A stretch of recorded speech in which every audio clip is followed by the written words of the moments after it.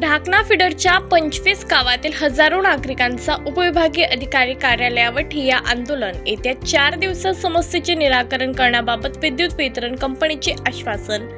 ठाणे तालुक्याअंतर्गत येणाऱ्या ढाकणा फिडरमधील जवळपास 25 गावात गेल्या बऱ्याच काळापासून पाहिजे त्या प्रमाणात विद्युत दाब आणि अखंडित विद्युत पुरवठा होत नसल्यामुळे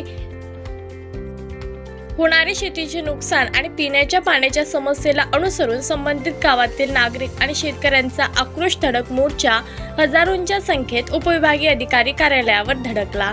ढाणे कृषी उत्पन्न बाजार समितीच्या प्रांगणापासून सुरू झालेला जन आक्रोश मोर्चा बिजली दो गगनभेदी नाऱ्यांसह बुधवारी दुपारी 2 वाजेच्या सुमारास उपविभागीय अधिकारी कार्यालयावर धडकला।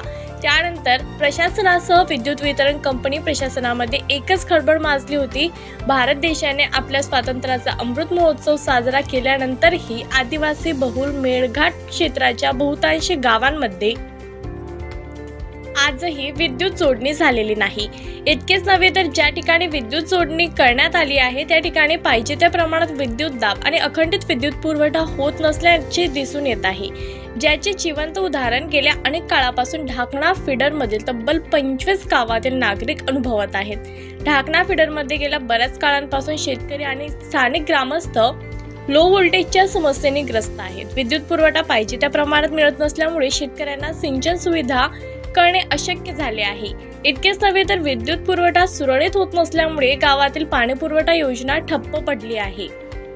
परिणामी नागरिकांना नदी नाल्याचे गढूळ पाण्याचे सेवन करावे लागत आहे। या सर्व समस्यांना अनुसरून ढाकणा फिडर अंतर्गत येणारे हजारो नागरिक आणि शेतकरी आपल्या मागणीला अनुसरून धडक मोर्चामध्ये सहभागी झाले होते।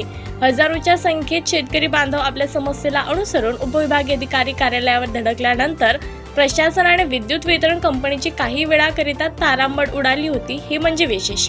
मोर्चामध्ये ढाकणा फिडर अंतर्गत येणाऱ्या राणा मालूर ग्रामपंचायतचे सरपंच गंगाताई जावरकर, महाराष्ट्र जनक्रांती सेनेचे संस्थापक मन्ना दारसिंबे, बिजू धावडी सरपंच तात्रा, गडगा भांडुम, झापल, ढाकणा या ग्रामपंचायतचे सरपंच, उपसरपंच, सदस्य व नागरिक सोबतच शेतकरी बांधव मोठ्या संख्येने उपस्थित झाले होते।